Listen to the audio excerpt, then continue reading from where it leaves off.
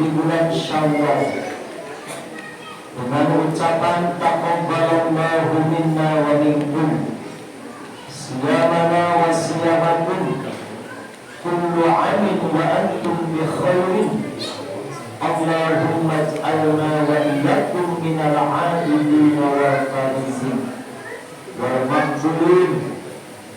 Selamat Idul Fitri berujung boboran siang. Mohon maaf lahir dan batin atas segala kesalahan akwal. Tentunya tidak ada manusia yang sempurna. Kesempurnaan hanya milik Allah. Oleh karena itu kami mohon maaf untuk dibukakan pintu maaf sedalam-dalamnya. Para bapak dan ibu yang saya hormati dan Allah muliakan, sudah menjadikan satu tradisi Bapak Ibu, khusus di kita bangsa Indonesia, ketika setelah Lebaran, setelah Ramadan, kita rakyat Indonesia sering mengadakan acara halal bihalal. Kita kupas sedikit sejarah. Memang kalau kita melihat kalimat halal bihalal, kita mengambil dari bahasa Arab bil Arabiyyah. Hanya memang halal bihalal tersebut adalah satu tradisi yang ada hanya di Indonesia. Walaupun kalimatnya Arab, tapi ketika kita ke Arab, kita tidak pernah bertemu ataupun orang yang mengadakan acara halal bihalal. Kapan adanya halal bihalal ini? Dulu ketika Indonesia merdeka tahun 1945. Pada tahun 48 Indonesia terjadi disintegrasi bangsa, di mana para elit politik ketika itu bertengkar, tidak mau duduk dalam satu forum. Maka di bulan Ramadan pada tahun itu, Presiden Indonesia Bung Karno memanggil Bapak Kiai Haji Wahab Hasbullah untuk diminta pendapatnya dengan kondisi negara yang tidak kondusif, khususnya para elit politik yang tidak mau bersatu. Maka Bapak Kiai Haji Wahab Hasbullah memberikan masukan tentang bagaimana caranya supaya para elit politik bersatu. Kata beliau, sekarang bulan Ramadan, nanti akan bertemu dengan Idul Fitri, maka kebiasaannya itu adalah mengadakan silaturahim. Sudah kita mengadakan silaturahim saja, mengundang para elit politik agar bisa akur bersatu kembali. Menurut Bung Karno, kalau silaturahim itu sudah menjadi hal biasa, ada enggak kata kalimat yang lain selain silaturahim? Maka menurut beliau, Bapak Kiai Haji Wahab Hasbullah, para elit politik sedang bertengkar. Bertengkar itu adalah dosa. Dosa itu adalah haram. Nah, sesuatu yang haram, bagaimana kalau kita halalkan? Maka dari situlah pencetus adanya halal bihalal adalah Bapak Kiai Haji Wahab Hasbullah sampai detik sekarang. Maka setiap momen acara setelah Ramadan di bulan Syawal, maka adanya acara halal bihalal, termasuk hari ini, sore hari ini kita warga Panorama pun mengadakan acara halal bihalal. saling menghalalkan, saling membebaskan, agar sudah tidak ada beban antara kita manusia, khususnya hakul adami, dengan cara kita saling maaf memaafkan. Bapak Ibu yang saya hormati dan Allah muliakan, pada satu Syawal Lebaran, Bapak Ibu, itu hari yang sangat istimewa, Pak, di mana semua orang begitu mudahnya untuk saling memaafkan. Masih ingat ketika Lebaran, Pak, kita dengan bertemu dengan siapapun mudah bisa kita mengucapkan mohon maaf, mohon maaf. Ketemu tetangga mohon maaf, bertemu saudara mohon maaf, bertemu keluarga mohon maaf, bertemu siapapun mohon maaf, sampai-sampai kita masuk ke ATM, itu ATM mohon maaf. Bersih kali pasal sedikit.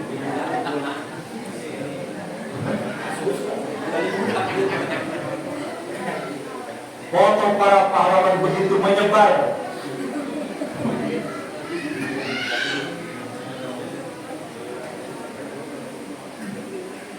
Luar biasa, Pak, ketika Lebaran kita saling maaf memaafkan. Maka dari sini, Bapak Ibu,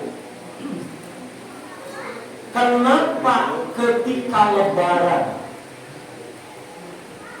di Lebaran tersebut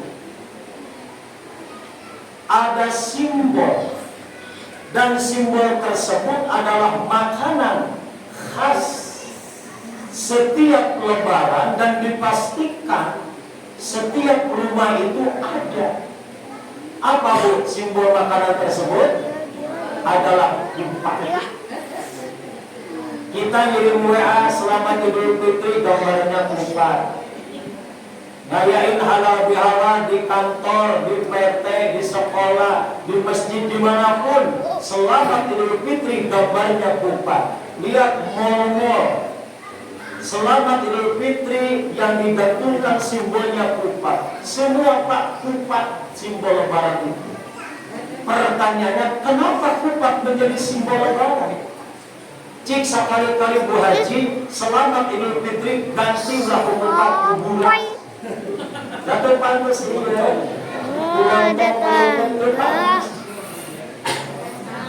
Memang Lebaran. Mulai baca mulai kemudian banget.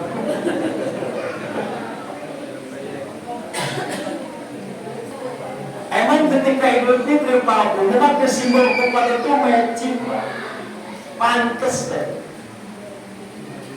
Siapa sih yang pertama mencetus bahwasanya simbol Lebaran itu kupat? Adalah Sunan Kalijaga yang mengenalkan tentang simbol Lebaran itu adalah kupat.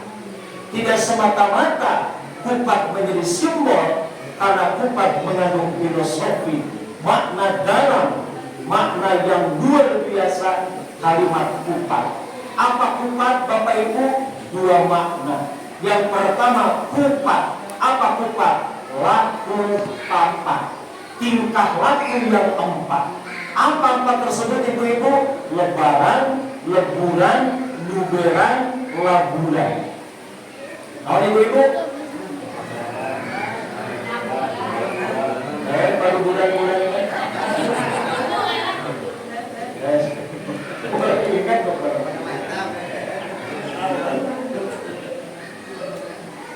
Nah, untuk ingat wedangnya sama aja.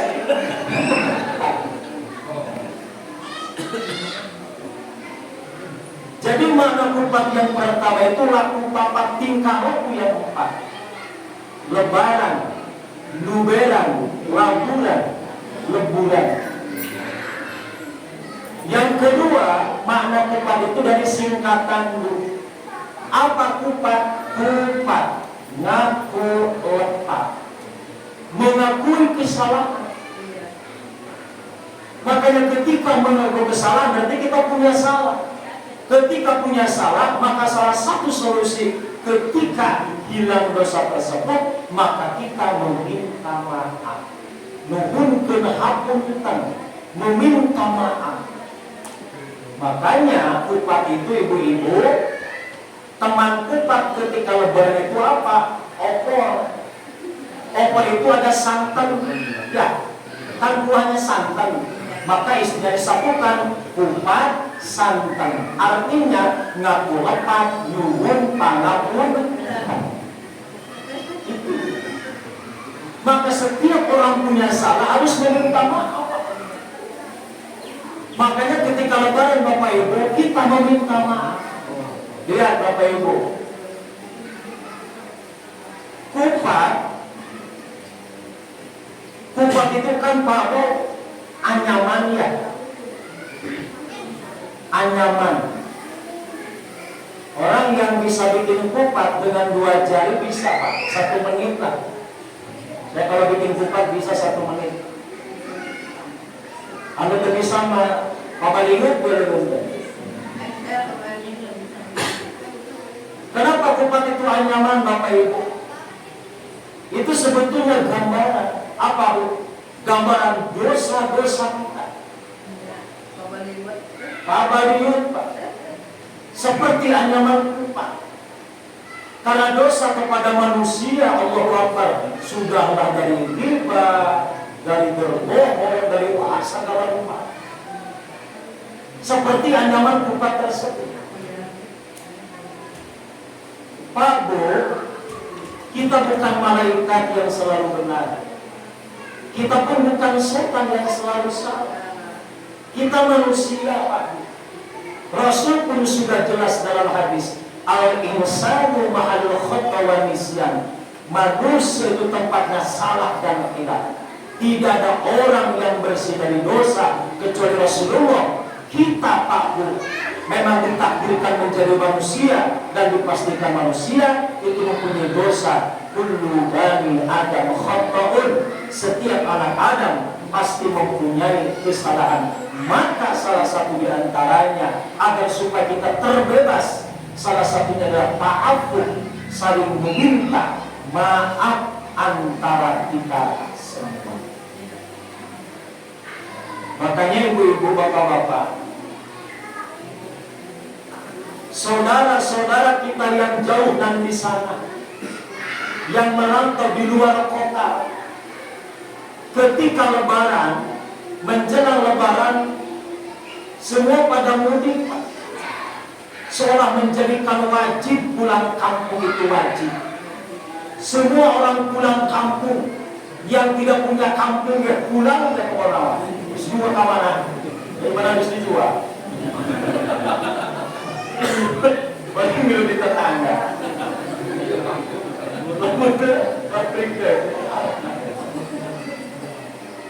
Memang seorang menjadi wajib pulang kampung.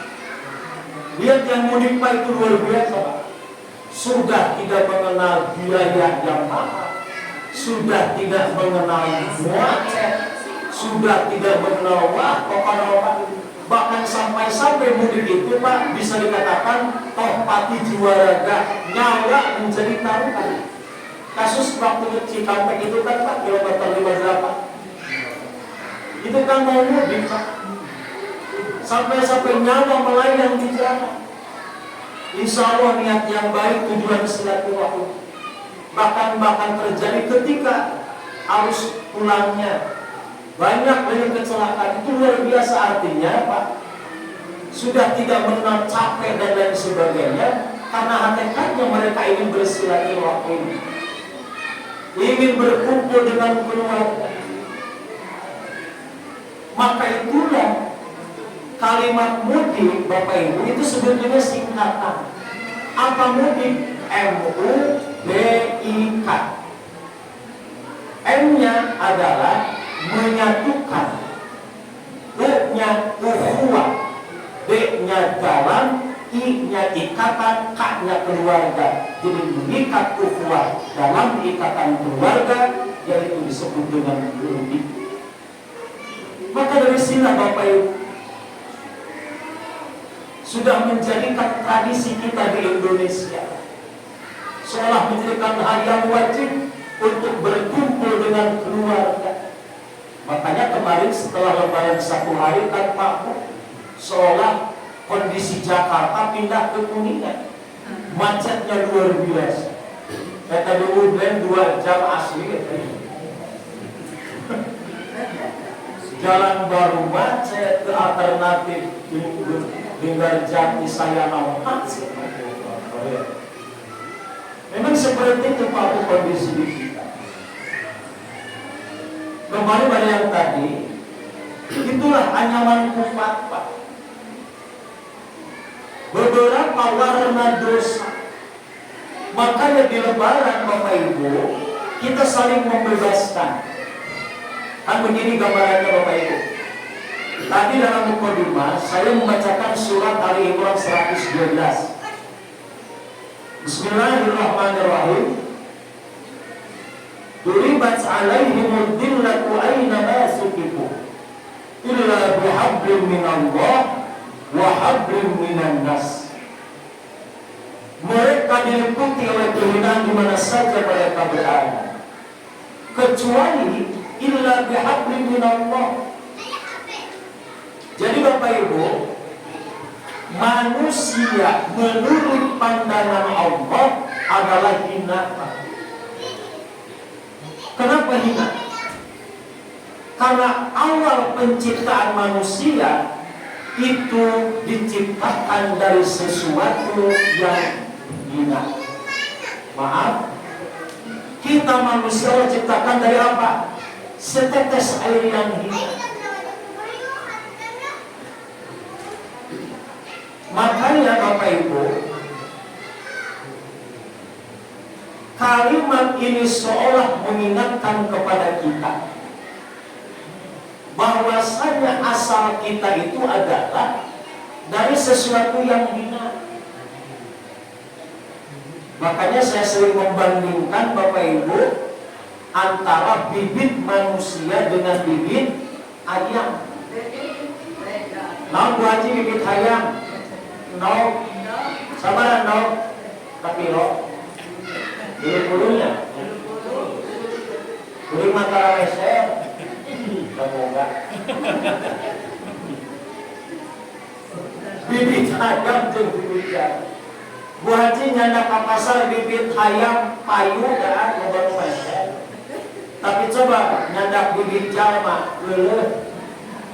Maksudnya begini Bapak Ibu, bahasa Sunda nama ulang sing emut karena purwadaksi, karena asal penciptaan manusia yang memang kita itu hina. Kalaupun dari tanah pun hina. Setiap hari kita injak-injak tanah, sesuatu yang diinjak itu adalah sesuatu yang hina. Jadi kita itu betul-betul hina. Makanya dalam satu keterangan, orang yang punya perasaan hina itu bagus, orang yang hina itu jelek. Orang hina itu jelek, tapi punya perasaan hina itu bagus. Merasa hina di hadapan Allah, merasa hina di hadapan manusia, agar timbul sifat tawadu, rendah hati kita. Akan tetapi Bapak Ibu, kalau kita ingin tidak disebut orang yang hina, maka melanjutkan ayat ini, illa kecuali yang tidak disebut hina itu hablum minallahi wa hablum minan nasi. Ketika dia punya niat baik memperbaiki hubungan dua, yang pertama hablum minallah, vertikal dengan Allah, yang kedua hablum minan nas, horizontal sesama manusia. Maka Bapak Ibu, kalau kita baik dua hal ini insya Allah. Satu hablum minallah, Bu, memperbaiki hubungan kita dengan Allah. Alhamdulillah, di bulan puasa kemarin kita begitu padatnya kegiatan. Kita isi setiap detik menit jam Ramadan dengan tadarus Al-Quran, dengan sholat sunnah, malamnya qiyamul lail, tarawih, dan lain sebagainya. Begitulah kita baik ketika Ramadan dalam mempererat hubungan dengan Allah, dengan cara kita taqarrub ilallah, melaksanakan kewajiban-kewajiban termasuk hal-hal ibadah sunnah. Makanya Bapak Ibu, dengan ibadah kita itu menjadi kifarat, Pak. Dosa kita hilang, maka Ramadan ila Ramadan, dari Ramadan ke Ramadan itu menjadi kifarat dosa. Dengan tarawih kita, dengan qiyamul lail kita, dengan sedekah kita, dengan puasa kita, itu menjadi kifarat. Maka dari Lebaran kita Idul Fitri. Makanya Bapak Ibu, saya mengatakan seperti ini. Orang yang Lebaran tidak disebut mendapatkan Idul Fitri, tapi orang Idul Fitri itu pasti Lebaran. Orang yang Idul Fitri pasti Lebaran, tapi orang Lebaran belum tentu Idul Fitri. Karena Lebaran itu tradisi, Bu. Lebaran itu tradisi.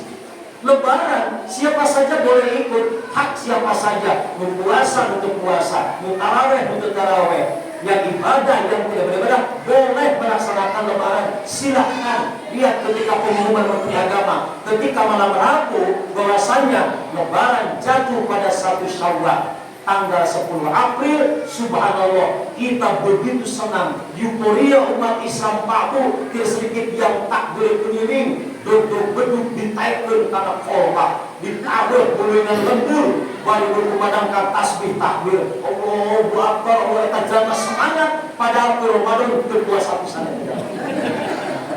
Tapi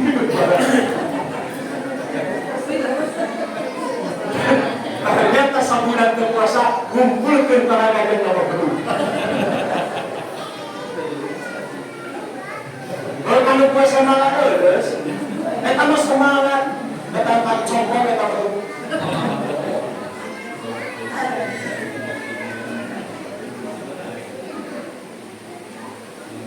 Maka orang yang Lebaran belum tentu mendapatkan Idul Fitri. Tapi kita insya Allah yang mengisi Ramadan, kita mendapatkan Idul Fitri. Karena ketika beribadah di bulan Ramadan itu menjadi kifarat. Di hari Lebaran betul-betul kita kembali suci. Hayaumi waladat ummu, seperti bayi yang baru dilahirkan tanpa noda dan dosa. Tapi menjadi satu catatan Bapak Ibu, ketika kita suci bersih, yang sulit itu menjaganya. Apakah kesucian tersebut bisa sampai ke Ramadan tahun depan? Wallahu a'lam. Lihat saja Bapak Ibu kondisi ketika 1 Syawal setelah Lebaran, orang-orang sholat balas dendam, bukan meningkatkan ibadahnya. Bahasa kenal deh, mamayu sare, mamayu jalan-jalan, mamayu jajan, Allah Akbar. Dipuaskannya. Saya sering mengatakan ke ibu-ibu, Bu, kami laki-laki, bapak-bapak sangat memaklumi kondisi ibu-ibu yang super capek. Ramadan itu paling capek ini. Sudah dapat belanja, meracik, masak, menyiapkan, beberes dan lain sebagainya. Itu selama 1 bulan. Kata Mbak Dewi malam takbiran misalnya capek. So ibu-ibu kamari, lebih dahulu pengumuman, lebih dahulu ngadodokupan. Bukan merah. Ulama rek koyok pengumuman rek keluar, upah bagi sasa. Maka kemarin kita harap-harap cemas Bu ya. Jadi mual itu. Bising kejadian 2011. Bogor Sakawali, Rendang Sapanci, jadi. Untung jadi kawan.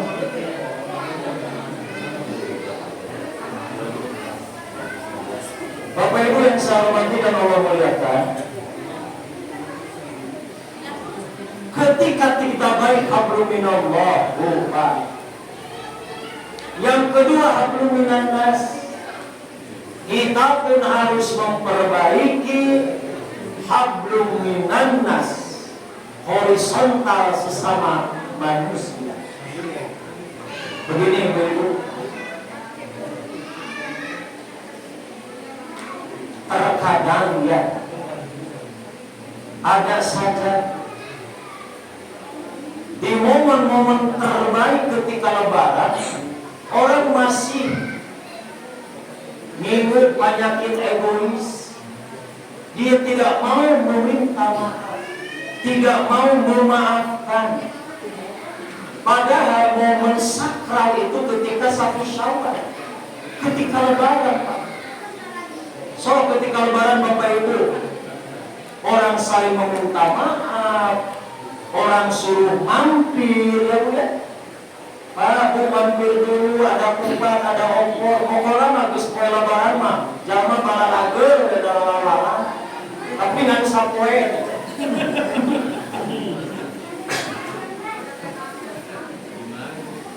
Termasuk bedang air aja wawarian itu.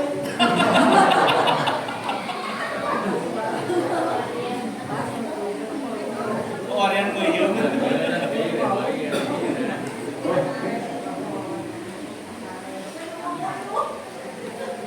Berbicara masalah maaf Bapak Ibu,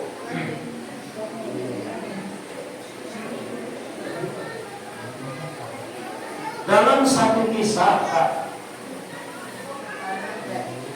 karena hakul adami itu adalah sesuatu yang paling sulit. Begini, seseorang yang punya dosa kepada Allah, saya bukan berarti kita gampang ke Allah. Allah itu kan Ghafurur Rahim, Maha Pengampun. Dalam satu keterangan, dosa apapun asal bukan dosa syirik, bahkan seseorang yang mempunyai dosa sebanyak budak sadara, sebanyak awan di langit, asal bertobat, menyesali, tidak berbuat kembali, insya Allah Allah mengampuni. Tapi hakul adami ini paling berat, Pak. Karena meminta maaf itu begini Bu etikanya. Menurut Imam Ghazali dalam kitab Minhajul Abidin, seorang ulama tasawuf, etika ketika meminta maaf adalah sebelum kita meminta maaf harusnya menyebutkan dulu apa dosa kesalahan kita. Etikanya gitu. Jika orang minta naon gitu. Mohon kencau, mohon kesalah, mohon ke. Jadi jelas yang dipinta dosa pun sama. Sehapunten mohon dosa, dosa apa? Nah dalam itu harusnya menyebutkan dulu dosa-dosa kita, baru kita meminta maaf. Jadi bahasanya ibu-ibu, hapunten mohon hapuntennya sageuna bidan dosa, dosa naon? Sebutkan kan ditulis aya agendana. Di hari nanti ayat dosa poe salasa tanggal sadia aya. Harusnya gitu. Ibu-ibu ampun ibu hati-hati kada dosa. Dosa nu kahiji abi anjing ngelamun baranjak eta sok ngomongkeun sia-sia. Ya sukses teh palingan tiap isuk ceri umingan diam.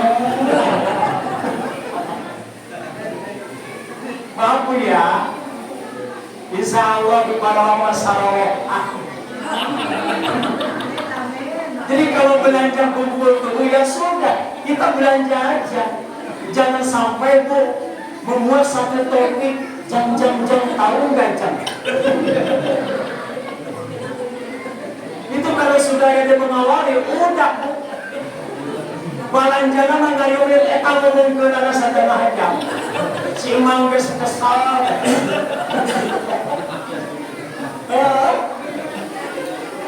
Angus balanya untuk kira uncang cerita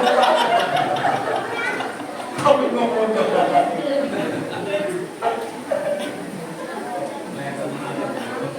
itu makanya rahasia itu ada di tukang sayuran.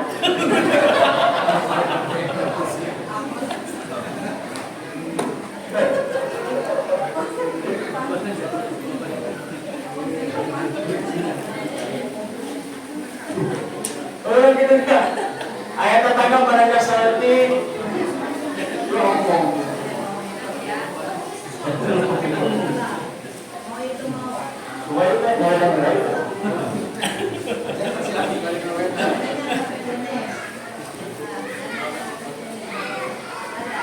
Bapak Ibu seperti itu.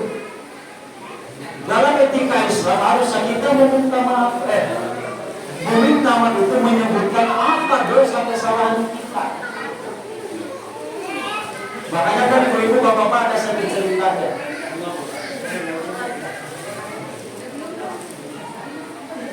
Ada satu cerita bapak ibu.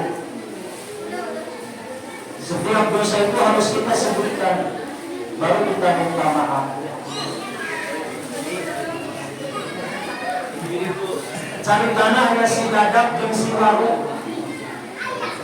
Eta si dadap teh asup rumah sakit sabulan keluar sekolah. Sabulan di rumah sakit aya si waru ngalayan. Dadap ieu kuring. Alhamdulillah waru. Maneh ngalayan kuring geus geuning sampul keluar sekolah. Kuring tarek mentah pulang amaneh waru gede dosa amaneh. Bising kuring maot mentah pulang amaneh waru. Cik surut teh dosa naon teh? Dasar teh bukan dosa. Lalu maneh mau ngalingan kuring da ingat manu widamel dosa. Dosa naon teh? Cik sudah teh waru hampura kuring bising kuring maot gede dosa amaneh. Dosa naon? Ingat 5 bulan ka tukang. Naon teh? Pamajikan maneh we saminggu kumaha kitu dibawa ku uing.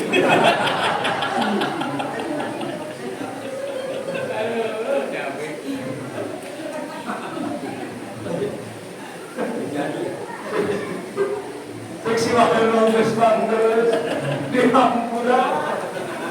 Pamajikan kuliah itu geus insya. Cek si waru teh guru kada sarua kali daek minta hampura oge dada.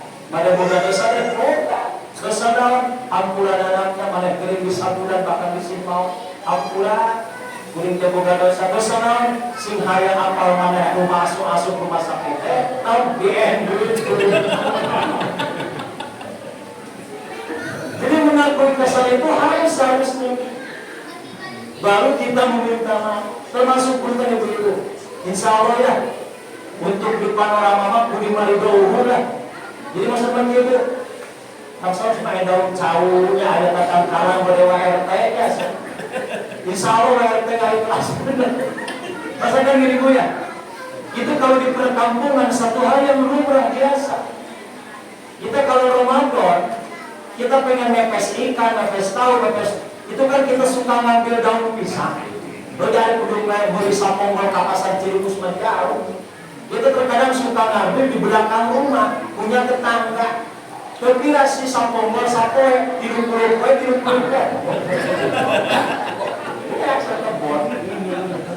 Dan kita itu begini tuh. Dalam aturan itu di mana-mana ngambil harus minta dulu. Kita enggak ngambil dulu baru minta. Tanggalnya dimurah. Kita terkadang mampu ya. Allah tidak akan menerima ibadah seseorang kalau dalam badan kita ada sesuatu yang subhat apalagi yang haram. Bu, kita mengambil daun pisang, gak seberapa sih, cuman bukan hak kita. Itu sudah dosa. Makanya kan begini Bu-ibu, yang punya hak-hak tetangga orang lain, tolong berikan kembalikan. Karena ketika di akhirat dalam kitab Riyadhus Shalihin, ketika dalam masalah Allah akan memberikan kebebasan. Wahai manusia, silahkan ambil hak-hak kalian di tetanggamu, di saudaramu, ambil. Itu bisa Pak. Diganti dengan apa? Dengan amal kebaikan. Jadi ibu, kalau yang suka kita ngirim kue ke tetangga, piring nanti balik dari bukan di akhirat. Ya. Kurang ngirim salak, rambutan, buku, piring nanti dibalik ke surga mari bebelah ke surga mungkin. Dah yakin itu tadi. Bercoba nak kelesek. Tadi kan kita modal naik itu balik ke kita. Kita tadi mana makanya kita bisa meminta hak-hak kita. Ya, Besok kalau berbelanja kan minjem 10.000 dikuring sampai balik itu bisa kita ambil. Ketika dirinya tidak bisa, itu investasi kelak di akhirat. Termasuk hak tadi. Makanya kalau misalnya ada orang lain yang belum ada, kita kan zaman sosial, media sosial HP, kita tinggal minta nomornya sana. Kalaupun tidak, ketika lebaran pulang, ya kita minta isi. Ya, kita langsung ke rumahnya, assalamualaikum salam. Biasa basa-basi ngalar gitu mau minta, baru ke ibu, mumpung ibu supin hapunten, pangkalan bumi ke kebun sereje. Abi tiap dinten sok ngalah daun, kanggo mepes laut mohon ikhlas ridho, sing jadi gantara kakait. Abi yakin bagus dalam ulama, pasti mengikhlaskan. Ketika sudah ngalah, kelompok tidak ada beban lagi. Atur nuhun sing dari apal, nu kaduana abi teh mohon beli halal deui, naon deui. Ya sok ngalah kalian kumpul daun sok aya 50, sok eta keler di 50. Ngiripik bisa. Eta teh tidian. Palingan ibu lecet ayat cocok di mana? Kuning hulu lagi deh.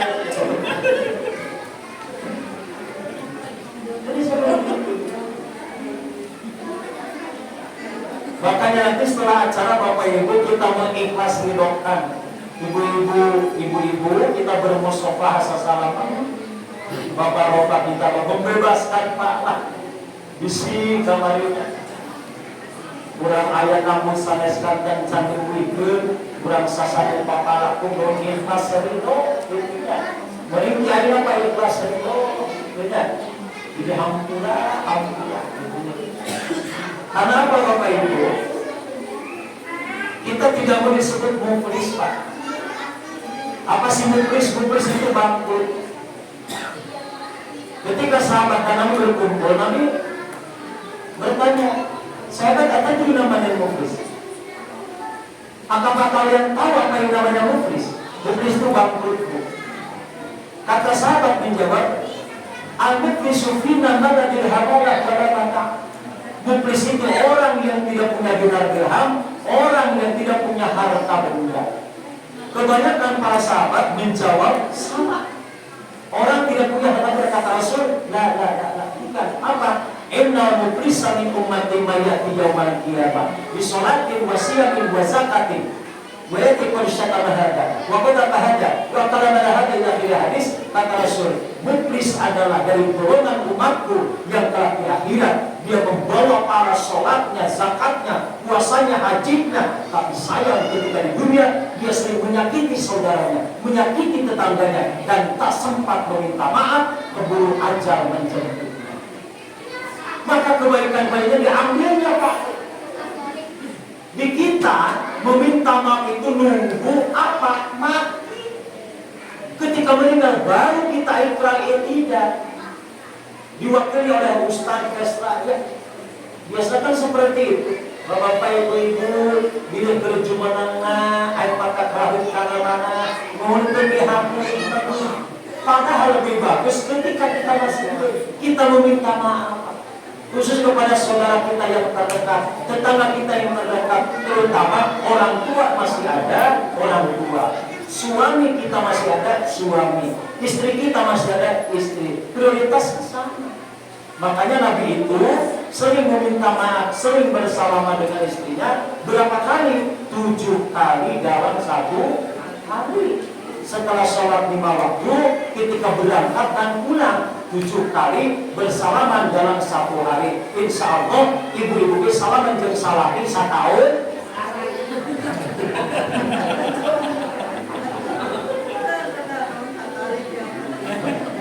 Yang menanya berarti nah, salam harus begitu. Pak, izin mau ke pasar, salaman. Pak, izin mau arisan, salaman. Pak, izin mau kondangan, salaman. Pak, izin, kemana tadi? Kawai saya bawa sana.